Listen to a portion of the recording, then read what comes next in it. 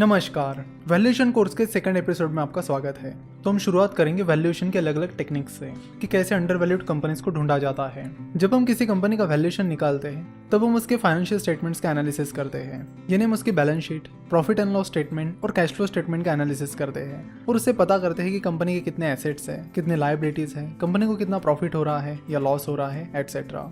लेकिन कई बार ऐसा होता है कि कंपनी को जो एक्चुअल एसेट्स हैं वो बैलेंस शीट में जो एसेट्स दिखाए गए हैं उनसे ज़्यादा या कम होते हैं। तो आज की वैल्यूएशन टेक्निक उस बेसिस पर आधारित है जिसमें कंपनी के एसेट्स हिडन होते हैं, यानी कंपनी के एसेट्स बैलेंस शीट पर जितने एसेट दिखाए गए हैं उससे कई ज़्यादा होते हैं, लेकिन इसकी जानकारी ज़्यादातर लोगों को नहीं होती, जिसकी वजह से कंपनी की जो रियल वैल्यू है वो ज़्यादातर लोगों को नहीं पता होती।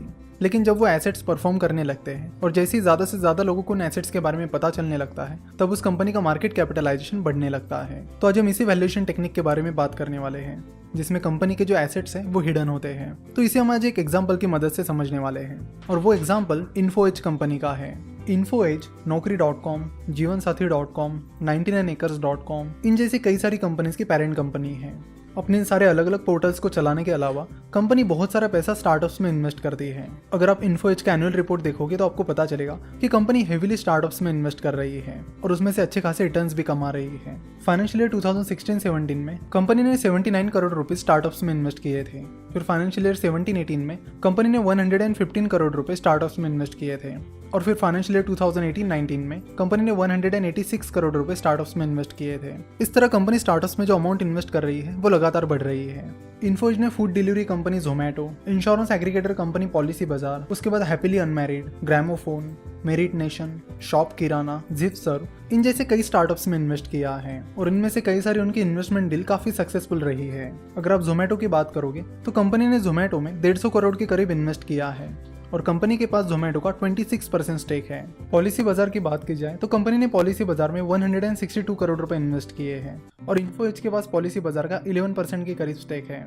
सिमिलरली इन्फोएज के पास हैप्पीली अनमैरिड का 41% स्टेक है, मेरिट नेशन का 65% स्टेक है, शॉप किराना का 15% स्टेक है, जिपसर्व का 45% स्टेक है और इसी तरह और भी स्टार्टअप्स का अच्छा खासा स्टेक है। इन्फोएज की बहुत सारी स्टार्टअप्स डील काफी सक्सेसफुल रही है। अगर हम जोमैटो की बात की जाए तो इन्फोएज की जोमैटो डील काफी सक्सेसफुल रही है। इन्फोएज ने जोमैटो में 152 करोड़ रुपए इन्वेस्ट किए हैं और बदले में उनके पास फिलहाल जोमैटो का 26% स्टेक है।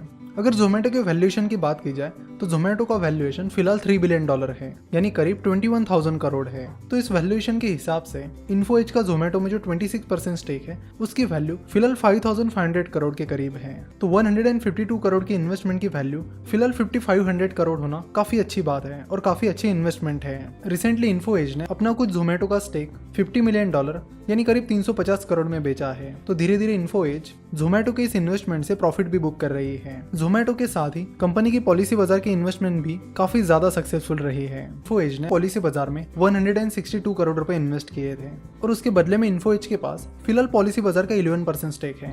अगर पॉलिसी बाजार के वैल्यूएशन की बात की जाए तो पॉलिसी बाजार का वैल्यूएशन फिलहाल $1 बिलियन है, यानी करीब 7,000 करोड़ है। तो 7,000 करोड़ का 11% यानी करीब 750 करोड़ होता है।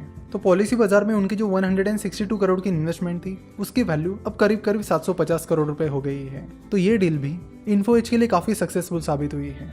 इसी तरह और भी कई सारी इन्वेस्टमेंट डील्स हैं जो उनके लिए काफी अच्छी साबित हो रही है, जिसमें वो मल्टीफोल्ड रिटर्न्स कमा रहे हैं। तो इन्फोएज खुद एक वैल्यू इन्वेस्टर है। वो स्टार्टअप्स में तब इन्वेस्ट करते हैं जब उनकी वैल्यू किसी को नहीं पता होती और बाद में उस पर अच्छा खासा रिटर्न कमाते हैं। साथ ही उनकी हमेशा ये कोशिश रहती है कि कम से कम इन्वेस्टमेंट में ज्यादा से ज्यादा स्टेक लेना और अपनी स्ट्रेटेजी का इस्तेमाल करके वो स्टार्टअप इन्वेस्टमेंट पर अच्छा खासा रिटर्न कमा रहे हैं। बहुत सारे इन्वेस्टर्स को कंपनी के सारी एक्टिविटीज के बारे में ज्यादा जानकारी नहीं है, क्योंकि बैलेंस शीट पर जो चीजें दिखती हैं वो कुछ अलग होती है और एक्चुअल में कई सारे एसेट्स की वैल्यू बैलेंस शीट पर दिखाई हुई वैल्यू से डिफरेंट होती है और यही केस इन्फोएज के साथ भी हुई है। बैलेंस शीट पर जो भी इन्वेस्टमेंट्स की वैल्यू दिखाई जाती है वो उसकी परचेस प्राइस पे या फिर रिवैल्यूएशन प्राइस पर दिखाई जाती है, इसलिए ज्यादातर टाइम वो वैल्यू उस एसेट के एक्चुअल वैल्यू से अलग होती है और इसीलिए पॉसिबिलिटीज होती है कि जो एसेट्स की वैल्यू बैलेंस शीट पर दिख रही है उन एसेट्स की वैल्यू एक्चुअल में बहुत ज्यादा हो सकती है या फिर बहुत कम भी हो सकती है। और ये जो हिडन एसेट की स्ट्रेटेजी है इसमें आपका काम यही है कि ऐसी कंपनीज को ढूंढना जिनके एसेट्स हिडन हो, यानी लोगों को उनके बारे में ज्यादा जानकारी नहीं हो और एसेट्स की एक्चुअल वैल्यू बैलेंस शीट पर दिखाई हुई वैल्यू से काफी ज्यादा हो। तो अगर इन्फो एज के नॉन करंट इन्वेस्टमेंट्स की बात की जाए तो इन्फो एज के नॉन करंट इन्वेस्टमेंट्स 864 करोड़ की है, जबकि कंपनी के पास जोमेटो का जो 26% स्टेक है उसकी ही वैल्यू 5500 करोड़ से ज्यादा है। वही कंपनी के पास पॉलिसी बाजार का जो स्टेक है उसकी वैल्यू 750 करोड़ के करीब है। यानी इन्फो एज की इन दोनों कंपनीज में जो इन्वेस्टमेंट है उसकी वैल्यू ही 6000 करोड़ के ऊपर है, जबकि बैलेंस शीट पर आपको नॉन करंट इन्वेस्टमेंट्स सिर्फ 864 करोड़ रुपए दिखाई गई है। जोमेटो और पॉलिसी बाजार के अलावा भी कंपनी के और कई स्टार्टअप्स में इन्वेस्टमेंट है।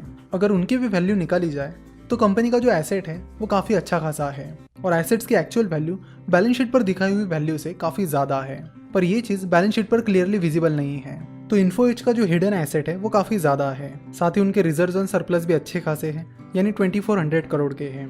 कंपनी का प्रॉफिट पिछले फाइनेंशियल ईयर में 592 करोड़ का था और अब कंपनी लगातार स्टार्टअप्स में अपनी इन्वेस्टमेंट बढ़ा रही है। फिलहाल अक्टूबर 2019 में इन्फो एज का मार्केट कैपिटलाइजेशन 28,000 करोड़ है। तो फिलहाल इन्फो एज के एसेट्स उसके मार्केट कैपिटलाइजेशन से ज्यादा तो नहीं है, लेकिन ऐसी कई सारी कंपनीज आपको दिखेगी जिनके हिडन एसेट्स उनके मार्केट कैपिटलाइजेशन से भी ज्यादा है और ऐसी कंपनी पर आपको जरूर ध्यान देना चाहिए।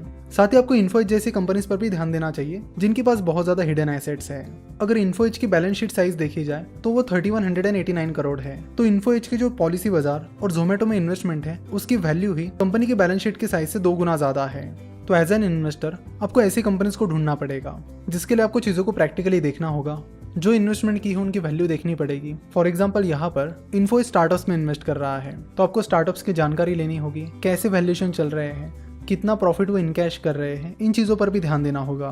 तो ऐसी चीज़ें ढूंढने के लिए आपको अपना रिसर्च बढ़ाना पड़ेगा, जिसके चलते आपको कई सारी अंडर वैल्यूड कंपनीज मिल सकती है। तो यहाँ पर हमने देख लिया कि इन्फो एज के पास बहुत सारा हिडन एसेट है, लेकिन इन्फो एज एक अंडर वैल्यूड स्टॉक है या नहीं ये चेक करने के लिए आपको कुछ और वैल्यू इन्वेस्टिंग मेथड की मदद लेनी पड़ेगी, जैसे कि DCF method, that is discounted cash flow method, जिसे भी आगे चलकर इस कोर्स में हम कवर करने वाले हैं। तो यहाँ पर कंपनी ने स्टार्टअप्स में इन्वेस्ट की थी, लेकिन कई बार कंपनीज के पास रियल एस्टेट होती है जिसकी वैल्यू काफी ज्यादा बढ़ी हुई होती है, लेकिन बैलेंस शीट पर वो चीज रिफ्लेक्ट नहीं होती है, जिसकी वजह से बहुत सारे इन्वेस्टर्स इस चीज से अनअवेयर होते हैं कि कंपनी का पास वैल्यूएबल एसेट्स भी है। सो इस चीज पर भी आपको ध्यान देना होगा कि अगर किसी कंपनी के पास बहुत सारी रियल एस्टेट इन्वेस्टमेंट है या फिर बहुत सारी रियल एस्टेट है तो वो कौन से एरियाज में है, वहां पर कैसा वैल्यूएशन चल रहा है, इस चीज की जानकारी भी आपको होनी चाहिए। और एनुअल रिपोर्ट का डीप एनालिसिस करने पर आप ऐसे हिडन एसेट्स को ढूंढ सकते हो। तो वैल्यू इन्वेस्टिंग के इस एपिसोड में हम यही रुकेंगे और नेक्स्ट पार्ट में हम बात करेंगे ऐसी कंपनी के बारे में कि एक टाइम जिसके एसेट्स उस कंपनी के टोटल मार्केट कैपिटलाइजेशन से भी ज्यादा थे, फिर बाद में उसका क्या हुआ इसके बारे में भी हम बात करेंगे।